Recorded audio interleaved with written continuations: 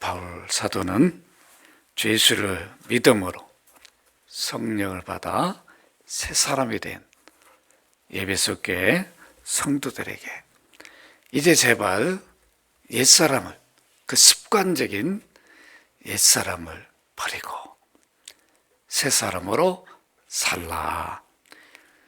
이미 버리는 것은 과거형이에요. 예수 믿을 때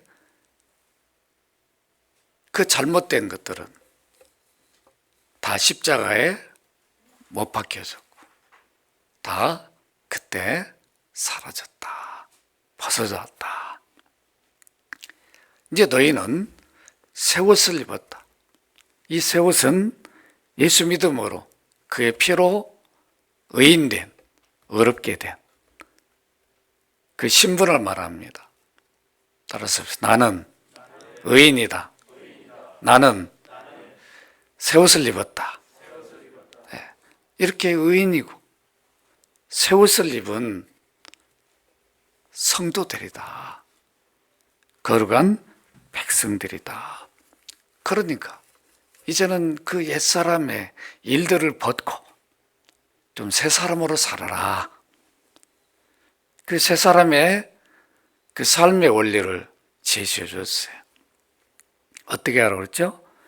생각을 바꾸라. 늘 옛사람으로 살려고 하는 그게 우리 안에 늘 잔재되어 있어요. 그것이 늘 나도 모르게 나와요. 습관적으로. 그때 잠깐 멈추고 생각을 바꿔라. 새 사람으로 생각을 바꿔야 새 사람으로 살게 된다. 새 사람 입으라 이 말은 새 사람으로 살아라. 이런 뜻이라고 지난 주일에 말씀을 드렸습니다. 여러분 생각을 바꾸셨습니까? 참 쉽지 않죠? 얼마나 어려워요. 나도 모르게 나와요. 습관적으로. 예수 믿기 전에 했던 그런 말, 생각들, 또 행동들이 나도 모르게 나온다. 오늘도 이어서 새 사람이니까 성령을 모셔서 성도 거룩한 백성이 되었지 않는가. 그럼 이제는 그 옛 옷을 벗어 던지고 이제 새 옷을 입은 사람답게 살아야 되는데 어떻게 사는 것이 새 사람의 삶인가, 그 원리를 제시해 줍니다. 여러분 30절을 함께 읽도록 합니다. 하나님의 성령, 시작. 하나님의 성령을 근심하게 하지 말라. 그 안에서 너희가 구원의 날까지 인치심을 받았느니라. 하나님의 성령을 근심하게 하지 말라. 새 사람은 성령을 받은 사람이에요. 성령을 받은 사람이 성령을 주신 목적을 따라 살지 아니하면 성령을 근심시킵니다. 여기 근심시킨다는 말은 슬프게 한다, 괴롭게 한다는 뜻이에요. 그러니까 성령을 슬프게 하지 말고 괴롭게 하지 말라. 따라서 보십시다. 성령을 슬프게 하거나 괴롭게 하지 말라. 왜 이렇게 새 사람에게 바울 사도는 성령을 근심시키지 말라, 괴롭게 하거나 슬프게 하지 말라 이런 고민하는가?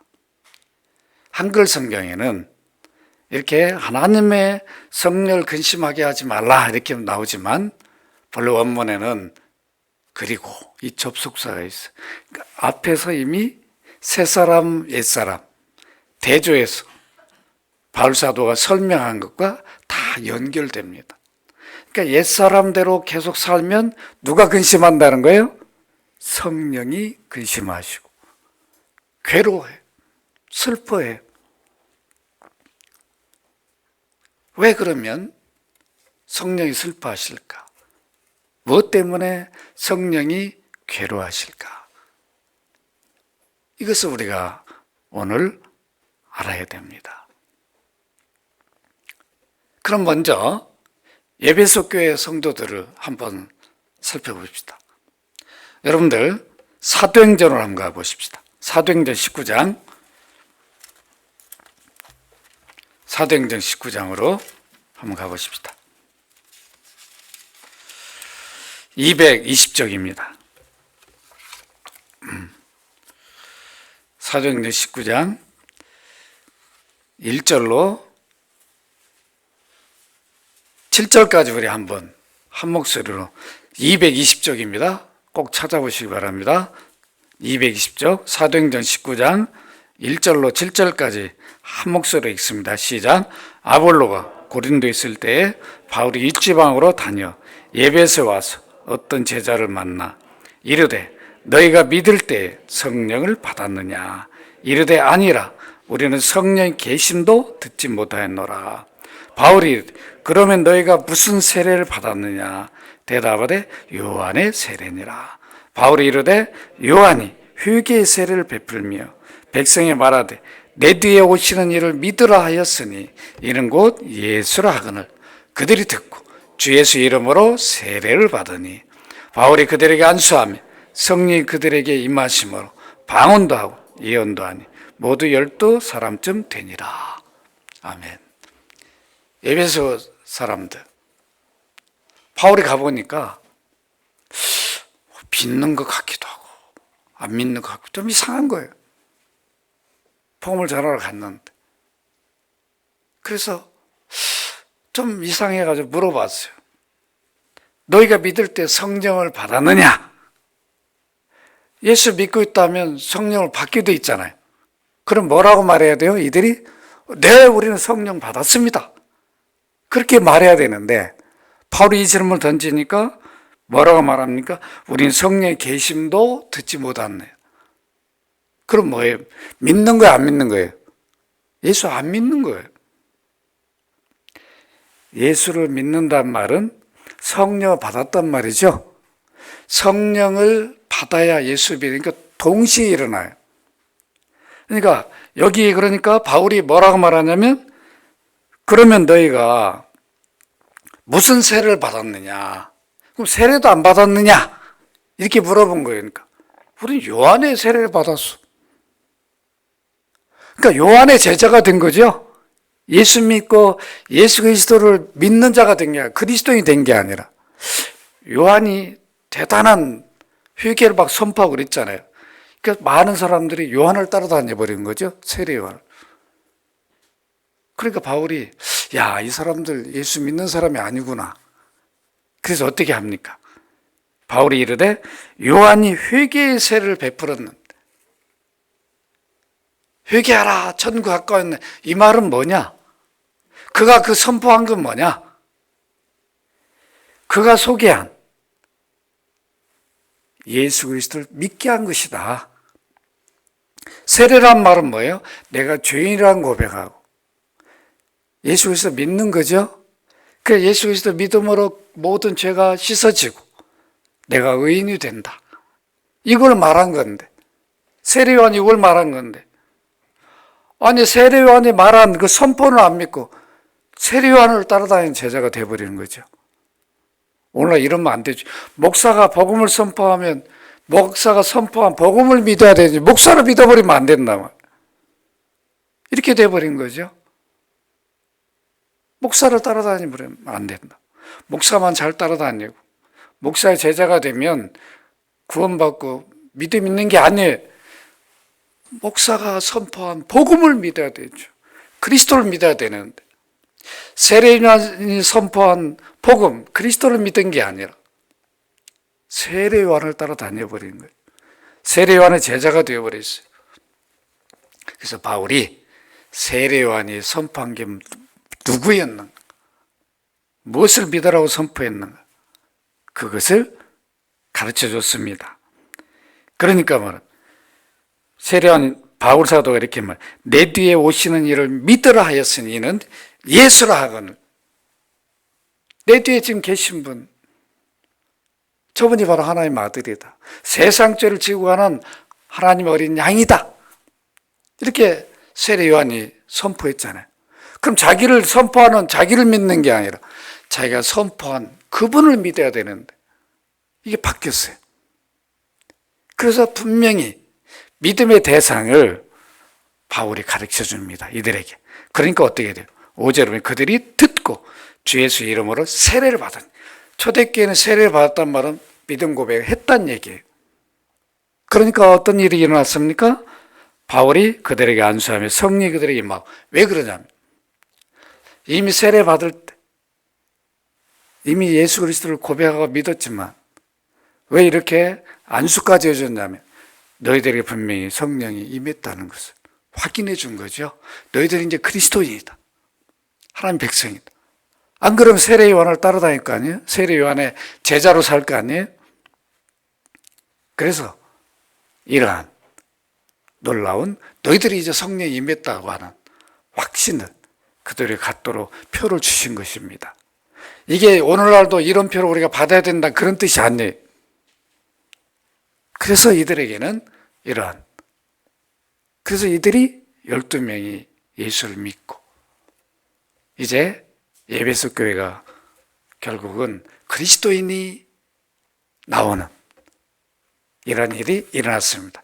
여러분, 에베소 교회 성도들이 성령을 받았어요? 안 받았어요? 받았죠. 언제 받? 믿을 때. 여러분, 믿을 때란 말은 믿음 고백할 때 예수 그리스도 나의 구주로 내가 믿습니다.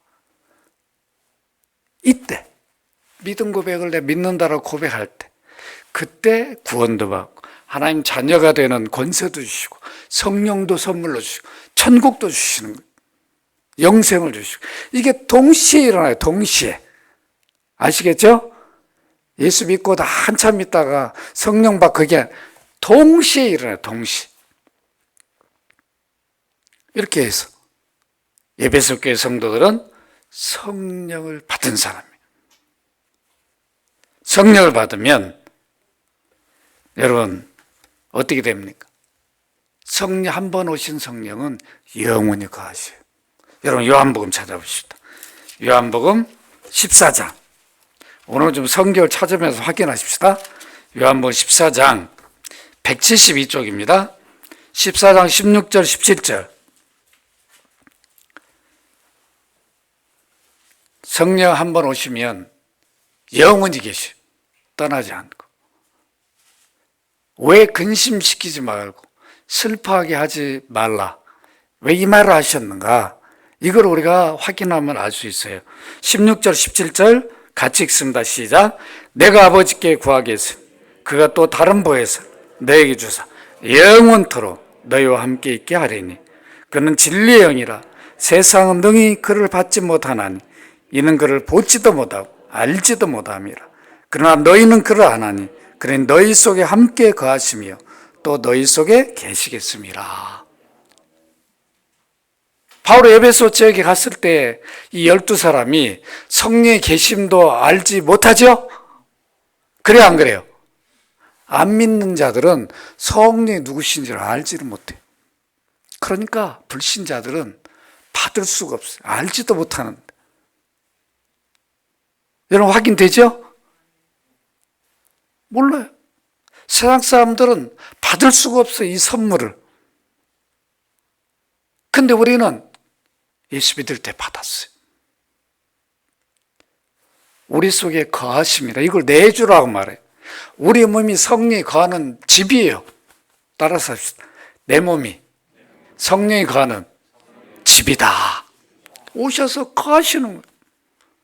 그 내주라고 집주자를 쓰는 거죠. 안에 거하신다. 내 몸이. 그래서 성전이 되는 거예요. 성령을 모셨으니까. 그래서 성전이라고 부르는 거예요. 거룩한 전이 됐다는 거예요. 이런 거룩한 전인데 진리의 영이 거하시는 거룩한 전인데 이걸 자꾸 더럽히면 성령이 한 번 오시면 영원히 거하시는데 떠나지 못하니까 자꾸 더럽히니까 우리 몸을 성령이 떠나지 못하고 그걸 보고 계셔. 여러분 같으면 어떻게 했어요? 괴로워요, 즐거워요? 괴로워요, 즐거워요? 괴롭겠어요? 자꾸 더럽히면? 그러니까 슬퍼하시는 거예요. 괴로워하시는 거예요. 이런 일 하지 말라는 거예요. 이미 성령이 한번 오시면 영원히 거하시고 떠나지 않습니다. 죄를 지어도 떠나지 않아요. 그 죄 짓는 걸 늘 보고 계셔요. 그러니까 제가 이런 예를 들었죠. 우리 부자지간, 부모와 자식 간 끊지 못해. 뗄 수 없어요. 분리할 수 없어요. 그런데 계속 자녀들이 부모가 원하는 일 안 하고 나쁜 짓만 해보세요. 늘 감옥 가고, 늘 그냥 늘 법정 투쟁 당하고 힘들고 그러면 어때요? 아이고, 저거 차라리 그냥 내 자식 아니었으면 좋겠는데. 끊을 수가 없는. 그게 늘 괴로운 거죠. 그거 볼 때마다 괴로운 거예요. 남의 자식 같으면 그냥 아이고 그런가 보다. 괴롭지는 않잖아요. 아, 저 힘들겠구나 이러지. 그 부모가 얼마나 힘들겠네. 이 정도인데 우리 자식 같으면 막 괴로운 거예요. 막. 너무 슬픈 거예요. 안 볼 수도 없고. 여러분 이해가 됩니까? 성령 우리 안에 계시는데 늘 옛사람대로 생각도 안 바꾸고 그 습관대로 계속 그런 일 하면 마귀는 너무 좋아하는 거예요. 아이고 그냥 너무 박수 치는 거죠. 서양 사람들 좋아해요. 그리스도인들이 아이고 뭐 나 같으면 그런 식의 그렇게 살려면 나는 교회도 안 다니겠다. 이런다. 마귀의 졸개들이 귀신들이 좋아하는 거죠. 성령 슬퍼하시는데 성령 오실 때 한 번 오시면 영원히 거하십니다. 즉시 오셔서 그때부터 영원히 떠나지 않아요. 그래서 오늘 본문 에베소 4장 30절에도 바울은 하반절에 얘기합니다. 그 안에 너희가 구원의 날까지 인치심을 받았다. 여기 구원의 날은 뭐예요? 예수님이 재림할 때 우리가 부활을 하잖아요. 우리가 부활할 때까지 함께. 이 말은 뭐냐? 우리 구원이 완성되는 게 부활이잖아요. 주님이 재림할 때 우리가 부활이 이루어지죠? 그때까지 우리가 성령 떠나지 않고 도장을 찍고 내가 너의 구원을 보장한다. 너는 하나님 자녀다. 새 사람이다. 의인이다. 도장을 꽝 찍어준 거예요. 인쳐졌단 말은.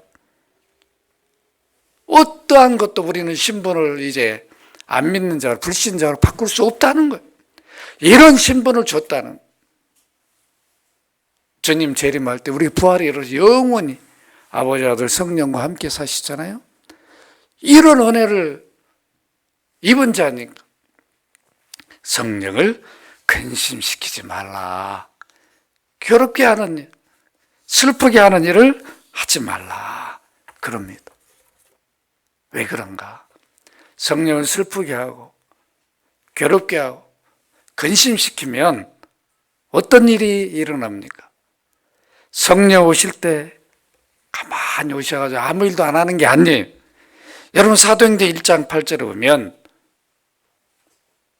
오직 성령이 너희에게 임하시면 너희가 뭘 받고? 권능을 받고. 성령은 능력의 원천이시죠. 하나님이시잖아요. 우주 만물을 아버지 아들 성령이 함께 창조하십니다. 함께 다스리고 모든 구원 역사도 함께 일하셨어요. 아들을 보내서 사람이 되게 하시고. 그러니까 성령을 잉태하잖아요. 처녀의 몸인 마리아 속에 다 잉태해서 사람이 되게 하는 일도 성령이 다 함께 하셨어요. 이렇게 아버지 아들 성령은 늘 함께 하십니다. 그래서 한 하나님이세요. 모든 일을 함께 하시니까 일체가 되시는 것이요.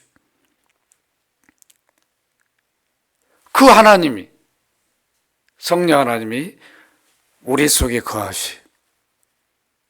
그 능력, 모든 창조의 능력, 전지전능하신 그 능력을 가지신 하나님 우리 안에 거하셔요. 그러니까 우리는 엄청 능력자죠. 이런 능력이 오시니까 우리를 변화시키는 거예요. 우리가 사람을 어떻게 변화시켜요? 여러분, 자녀들 변화가 되던가요? 말로? 그때뿐이잖아요. 듣지도 않아요. 그냥 여기 들으면 싹 사라져버립니다. 여러분, 우리가 그동안에 많은 교육을 받았어요. 엄청난 교육을 받았는데 사람 다 변화시키던가요? 안 됩니다. 우리 사회가 지금 보십시오. 어떤 사회인가? 다 어떤 좋은 일 해도 별로 인정을 못 받아요. 이래요. 한 번만 실수하면 그냥 끝장나. 비판 이런 것도 얼마나 지금 가득합니까? 정죄하고 참 무섭습니다. 세상은 사람을 변화시키지 못해요. 나쁘게는 만들어. 그러나 변화시키려고 많은 것들을 해도 그때뿐입니다. 그러나 성령 오시면 어떠한 문제 있는 사람도 바꿔버려요. 변화시킵니다. 이게 능력이에요. 그러니까 여러분 보세요. 알코올 중독자가 폐인이 됐는데 예수 믿으면 바뀌어버리잖아요. 불치병도 하나님이 치유하시잖아요. 병원에서는 안 된다고 하나님이 역사하면 치유가 되어버린다고. 이런 일을 누가 하냐? 창조주니까 하시는 거죠. 무에서 유를 창조하셨으니까. 이 권능을, 그 권능으로 우리와 함께 하시오. 그래서 증인으로 살게 합니다. 증인은 누가 되는 거예요? 예수 믿고 변화되었으니까. 내가 예수 믿음으로 성령을 받아 변화된 것을 말하는 거예요. 주님이 이렇게 나를 변화시켰다. 나는 본래 이런 사람이 아니었는데 이런 변화를 받았다. 그 나는 이제 죽어도 나의 주님이요 나의 구주이신 죄와 저주가 나를 건져주신 이분을 위해 나는 살 수밖에 없다. 이렇게 하나님 아들이 나를 십자가를 통해서 변화시켰으니까, 구원을 주셨으니까, 영생을 주시고 하나님의 자녀로 사는 이런 권세를 주셨으니까 우리는 가서 나팔을 불 수밖에 없어요. 나를 변화시킨 그분을 소개할 수밖에 없어요. 그 증인된 삶을 살도록 성령이 그 역할을 해주셔요. 그 능력을 주셔요. 그냥 오셔가지고 아무 일도 안 하시는 게 아니라 그리스도인으로 살도록 이런 놀라운 역사를 베풀어 주십니다. 성령 오시면 어떠한 능력으로 역사하십니까? 여러분 요한복음 14장 26절 한번 찾아보십시다. 172쪽입니다. 172쪽 요한복음 14장 26절 함께 읽어보십시다. 보혜사 시작. 보혜사 곧 아버지께 내 이름으로 보내실 성령 그가 너에게 모든 것을 가르쳐주시고 내가 너에게 말한 모든 것을 생각나게 하라. 여기 보니까 모든 것, 내가 너에게 말한 모든 것이라고 그랬어요. 성경에 있는 모든 것도 성령은 가르쳐주세요. 왜 그럴까요? 성령이 기록했잖아요. 기록을 했으니까 가르쳐줄 수 있죠. 책을 쓴 사람은 그 내용을 알아요. 내가 어떤 의도에서 목적으로 이 책을 썼는가를 그분이 설명해야 바른 설명이 되는 거예요. 성경을 기록한 분이 성령님이니까 가르쳐주는 놀라운 역사가 있어요. 성령을 근심시켜버리면, 괴롭게 하면 가르쳐주는 일을 안 하신다고요. 그러니까 성경 읽어도 조금만 읽다가 졸아버리는 거죠. 성령이 가르쳐주면 잠을 못 자요. 여러분 그런 분들은 아마 있을 거예요. 성경이 너무 막 빨려 들어가서 잠을 못 자는 거예요. 너무 좋아가지고. 하루에 석 장씩만 읽으세요. 구약, 신약 석 장씩만 읽으면 1년에 1도 갑니다. 이러면 잘 안 읽어지는. 성령이 가르쳐 주시면 석 장에 30장, 50장도 계속. 여러분 이렇게 되시기를 바랍니다. 성경 읽을 때 하나님 말씀이니까 기록자인 성령 가르쳐 주시. 이게 어떤 말씀? 그 기도에 잘 모르면 주님 이게 잘 이해가 안 되는데 가르쳐 주세요. 성령님 가르쳐 주세요. 그러면 감동을 주셔가지고 그 말이 이런 의미라는 것을 알려주신다고. 목사가 무슨 천재입니까? 성경 66권을 다 알고 설교할 수 있겠어요? 근데 설교를 이렇게 본문을 정하고 묵상하고 계속 읽고 기도하면 어떤 말씀을 전해야 할까를 가르쳐 주신다. 그러니까 목회를 하는 거죠. 가르쳐 주셔요. 또 생각나게 해주셔요. 여러분 누구를 보면 알아요? 제자들 보면 알잖아요. 예수님의 12 제자들이 대부분 어부 출신, 어촌에 자랐어요. 공부 많이 했겠습니까? 오늘날 어부들은 막 대학 출신도 많아요. 그러나 그때는 그러지 못했어요. 그런 사람은 3년 동안 데리고 다니는, 성령이 가르쳐 주시고 생각나지 않게 하면은 그냥 들은 거 다 잊어버린 거죠. 그러나 성령이 가르쳐 주고 생각나게 하니까 어디 가서도 전하는 거예요. 주님께 들었던 말씀을 생각나게 해주시니까 능력 있게 선포하잖아요. 사도들은 성령을 근심시키는 일을 안 하잖아요. 그래서 성령이 계속 가르쳐주고 생각나게 해주시는 거예요. 우리가 이런 삶을 살아야 되지 않겠습니까? 새 사람으로 성령을 받았다면, 옛사람을 벗으면 성령이 지배하니까, 권능을 그대로 주신 그대로 삶을 살으니까 늘 가르쳐 주시고 생각나게 해주십니다. 여러분 요한복음 16장 13절 한번 읽어보십시다. 16장 13절 174쪽입니다. 16장 13절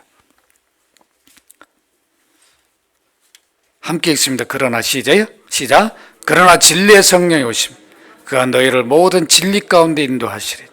그가 스스로 말하지 않고 오직 들은 것을 말하며 장래를 너에게 알리시리라. 진리 가운데 인도하시오. 성령은 늘 진리를 사모하게 합니다. 오늘 여러분들 진리를 사모해서 이렇게 나왔잖아요. 진리를 듣고 있잖아요. 그러나 세상 사람들은 진리를 듣는 게 아니라 세상 것을 들어요. 사단 마귀가 좋아하는 것을 들어요. 그러니까 그 일밖에 못하는 거예요. 그러나 우리는 성령이 기뻐하는 일을, 진리를 듣고 있잖아요. 진리는 그리스도를 말하고 그리스도가 하신 말씀을 말하는 거예요. 성경 자체가 진리에 변함이 없는, 늘 진리를 살도록 우리를 인도해 줘요. 가르쳐주고 생각나게 해주셔요. 그럼 그대로 따라서 순종하게 살면 이게 새 사람으로 사는 거예요. 능력 있는 삶이 되는 거예요. 여러분 그렇게 살아보세요. 세상을 변화시켜요. 그리스도인들이. 그런데 이런 삶을 안 사니까 어느 때는 또 살려고 좀 노력하는 흔적은 있어요. 그러다가 아니다 또 버려버려. 이러니까 뒤죽박죽이 돼가지고 좀 진리대로 살면은 능력이 있는데 안 그러면 다 상실해버려. 어느 때는 내가 하나님 자녀라고 하는 것도 잊어버리고 살아요. 구원받은 자라는 것도 의식도 없이 살아요. 그러니까 막 흔들리는 거죠. 조금 힘들고 어려우면 뭐예요? 하나님이 함께 계신가? 하나님 계신가? 그러나 성령이 내 안에 지배하고 능력으로 역사하면 그런 것들이 사라져버려요. 음원들이. 사탄이 역사를 못하게 만들어버리거든요. 여러분, 성령은 오시면 우리 기도를 도와주십니다. 로마서 8장 26절 한번 찾아보시죠. 로마서 8장 26절 250쪽입니다. 250쪽 로마서 8장 26절.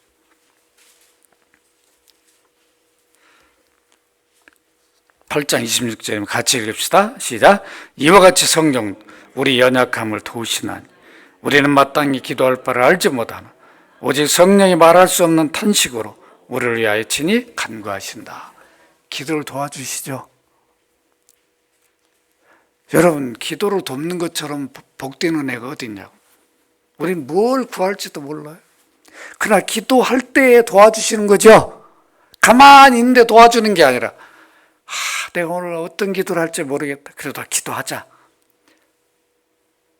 기도 자리에 딱 있어 기도하면 그때 도와주시오. 처음에 기도할 때는 사단이 기도를 방해합니다. 목사인 저도 그래요. 무조건 앉아가지고 기도한다고 그래서 성령이 그냥 무슨 힘주고 안 해. 처음에는 기도를 못하도 방해를 해요. 그래서 핸드폰도 꺼야 됩니다. 꼭 전화 안 오다가 기도하려면 전화 와요. 그 받을까 말까 받을까. 그 받으면 기도가 방해가 되는 거예요. 놔둬버려, 꺼버려. 기도 시간에는 아무리 급한 것 꺼놓고 기도에 올인해야 돼요. 그때 도와주시오. 기도할 때 아버지요, 오늘도 내가 아들로 딸로 기도합니다. 그리스도의 공로입니다. 내가 오늘도 하나님 아버지로 부르는 이런 권세를 내게 주셨습니다. 이게 보통 권세냐? 그러나 내가 이 시간에 무엇을 구할지 잘 모릅니다. 성령님, 나의 기도에 도우셔서 하나님 마음에 합당한 간구를 하게 인도해 주옵소서. 사단인 마귀가 내 기도를 방해하지 못하도록 지켜 주옵소서. 이렇게 우리는 기도를 시작하고 기도해야 돼요. 그럼 도우신다고. 내가 경험하게 돼요.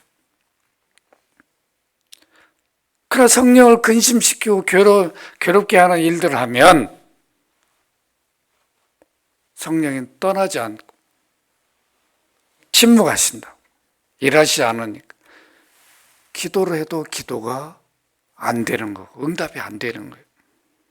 그래서 우리는 기도하기 전에 나의 허물과 죄를 그리스도 피로 씻어달라고 회개하고, 성령님 이 시간에 기도를 도와주옵소서, 이렇게 기도해야 됩니다.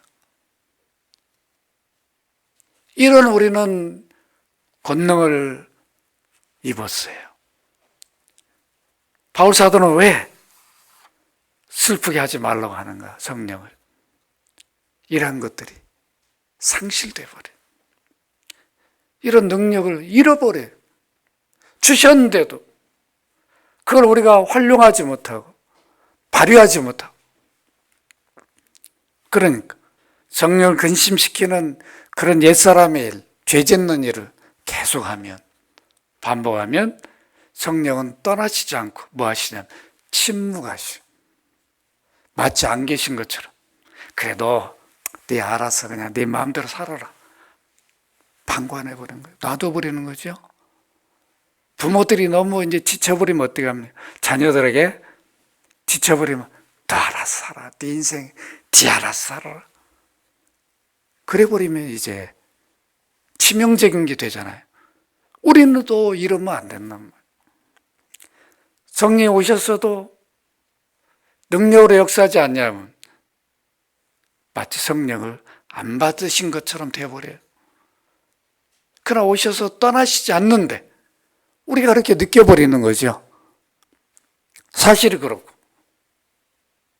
그렇기 때문에 성령을 근심시키는 일을 하지 말라.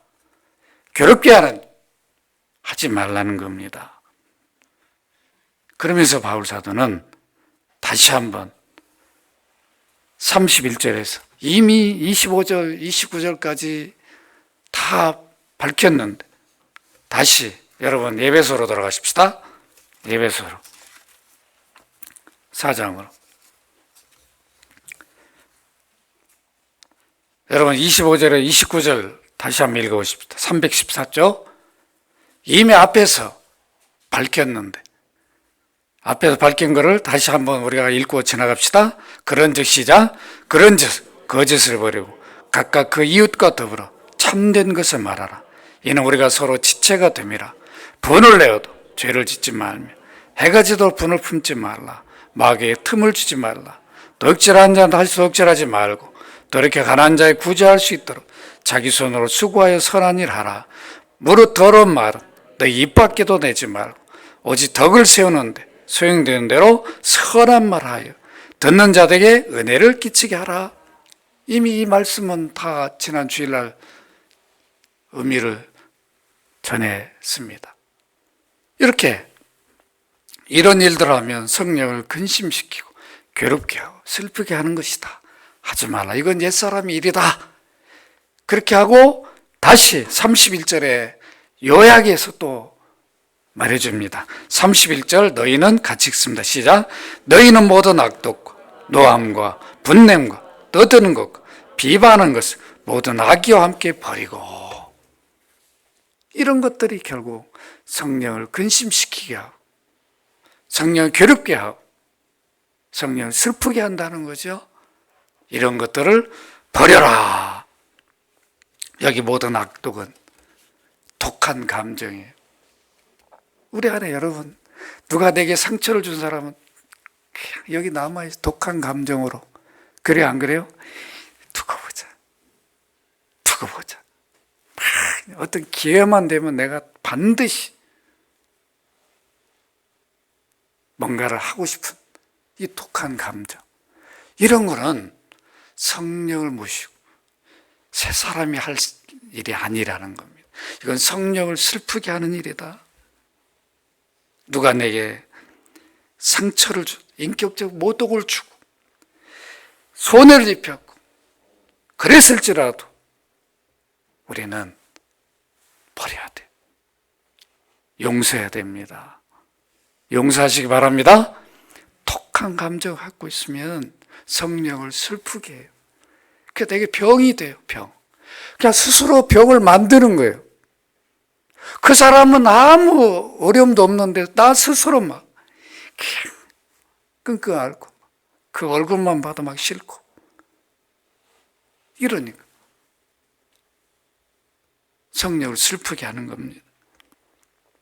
새 사람은 이런 독한 감정을 가지지 말고 버려라! 버리라는 겁니다. 여러분 버리시기 바랍니다. 그 다음 뭐예요? 노함. 노함은 화내는 거. 화. 이미 앞에서도 말하는데 이 화는 우리가 죽을 때까지 갖고 있어요. 이 화내는 거 우리 버려야 됩니다. 성령을 슬프게 하는 일이에요. 분냄. 크게 화를 내는 거죠. 그러니까 화를 우리는 작게도 내고 크게도 내잖아요. 이게 두 개 다 있는 거예요. 처음엔 작게 냈다 점점 커집니다. 더 이게 심하면 뭐예요? 품고 있죠? 하루 종일. 또 내일도 모레도 두고 보자. 이거 성령을 슬프게 하는 일입니다. 비록 우리가 무시를 당했다 할지라도 무시한 그가 벌을 받는 거죠. 나는 용서해버리면 되는 거예요. 용서해야 됩니다. 여기 떠드는 것은 큰 소리로 고함을 치르는 거예요. 내 말 좀 들으라니까. 왜 안 듣는 거냐고. 그렇게 못 알아듣냐고. 소리를 막 지르고 이러면 그게 또 상처가 됩니다. 감정을 상하게 하죠. 그렇게 상대방이 말하면 우리는 기도해야 돼요. 주님, 저 상대방의 마음을, 저 감정을 누그럽게 주옵소서. 내 안에 상처가 되지 않게 하옵소서. 우리는 기도를 해야 됩니다. 여기 보니까 또 비방하는 거. 다른 사람의 인격을 욕되게 하는 거, 이것도 성령을 슬프게 하는 거예요. 하지 말라는 겁니다. 모든 악이, 악함, 악독, 다른 사람이 잘못되게 하는 것도 악독이죠. 우리는 본성적으로 누가 잘 됐다 그러면 정말 축하할 일입니다. 그게 아니라 속으로는 에이구, 그게 뭐 좋은 거야? 이게 우리 본성에 잘 됐다 하면 축하해줘. 좀 어려움 겪고 있다 하면 가서 주님 저렇게 어려움 겪고 있는데 은혜를 베풀어달라고 이래야 되는, 그렇지 않아요. 이런 것을 버려라. 그래야 성령이 근심하지 않고 기뻐하고 그 능력으로 권능으로 역사한다. 에베소 교회 성도들 가운데는 이런 성도들이 있었어요. 그럼 우리는 없는가? 우리도 있잖아요. 여러분 성령을 모셨죠? 받았죠? 성령 받은 증거가 뭐래요? 두 가지라고 그랬어요. 하나님을 아버지라 불러요. 기도할 때 하나님 아버지, 내 아버지니까 너무 자연스러워요, 부르는 게. 근데 하나님 아버지 좀 부르려면 좀 이상하다. 그런 분 없을 거예요. 하나님 아버지, 아버지 하나님, 하나님이라고도 안 하고 아버지 이렇게 하고 기도했다. 이미 자녀라는 거예요. 절대 여러분 안 믿는 사람에게 하나님 아버지라고 불러보라고 한번 시험해 보시라니까 안 불러요. 자기 아버지가 아닌데 왜 부릅니까? 예수 그리스도를 주라고 좀 따라해 보라고도 안 해요. 성령을 아니하고는 예수 그리스도를 주라고 안 부릅니다. 자기 주인이 아닌데 왜 부릅니까? 안 불러요. 자기 주인은 사단인데 마귀잖아요. 그러니까 안 부르는 거예요. 우리는 우리 주님이 예수님이니까 언제든지 주님이라고, 주라고도 부르고 구원주라고 부릅니다. 성령을 슬프게 하면 성령은 떠나지 못합니까? 성령의 임재를 느끼지 못해요. 능력이 사라져요. 그러니까 하지 말라는 겁니다. 바울은 오늘 결론적으로 여러분 32절 읽습니다. 32절 시작. 서로 친절하게 하며 불쌍히 여기며.